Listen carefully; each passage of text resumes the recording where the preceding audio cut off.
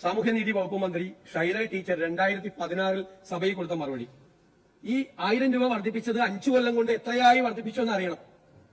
UDF ഗവൺമെന്റിന്റെ കാലത്ത് മന്ത്രി പറഞ്ഞുകൊണ്ട് മാത്രമേ ഞാൻ പറയുന്നത്. കഴിഞ്ഞ സർക്കാരിന്റെ കാലത്ത് അംഗൻവാടി ജീവനക്കാരുടെ വേതനം വർദ്ധിപ്പിച്ചിട്ടുണ്ട്. അതായത് അംഗൻവാടി വർക്കർമാർക്ക് നൽകുന്ന ഓണറേറിയം 10,000 രൂപയായും ഹെൽപ്പർമാർക്ക് ഓണറേറിയം 7,000 രൂപയായും വർദ്ധിപ്പിച്ചിട്ടുണ്ട്. അതാണ് UDF ഗവൺമെന്റിന്റെ കാലത്ത് 5 കൊല്ലം കൊണ്ട് ചെയ്തത്. അങ്ങ് ആ ഉത്തരം ഞാൻ തേടിയെടുക്കുകയായിരുന്നു. ശൈലജ അങ്ങ് വർധനവിന്റെ കണക്ക് പറഞ്ഞില്ല, ഞാൻ പറഞ്ഞുകൊണ്ടാണ് അങ്ങ് പറഞ്ഞത്. ആ ഉത്തരത്തെ മുഴുവൻ അങ്ങ് വായിച്ചില്ല. ശൈലജ ടീച്ചർ അല്ലെങ്കിൽ ഉത്തരം 25/2/2016 ഇന്ന ഉത്തരവ് പ്രകാരം അംഗനവാടി വർക്കർമാരുടെ പ്രതിമാസ ഓണറേറിയം 10,000 രൂപയായും അംഗനവാടി ഹെൽപ്പറുടെ ഓണറേറിയം 7,000 രൂപയായും വർദ്ധിപ്പിക്കുന്നു എന്നുള്ളതിൽ ചോദ്യം കൂടി അങ്ങ് നോക്കിയിട്ടില്ലെന്നു. ചോദ്യം ഇതായിരുന്നു: ICDS പ്രൊജക്ടിന് കീഴിൽ പ്രവർത്തിക്കുന്ന അംഗനവാടി ജീവനക്കാർക്ക് അനുവദിച്ച ശമ്പള വർധനവ് നൽകാത്തതിന്റെ കാരണം വ്യക്തമാക്കാമോ? ചോദ്യകർത്താവ് ഇരിപ്പുണ്ട് ശ്രീ മോൻസ് ജോസഫ്.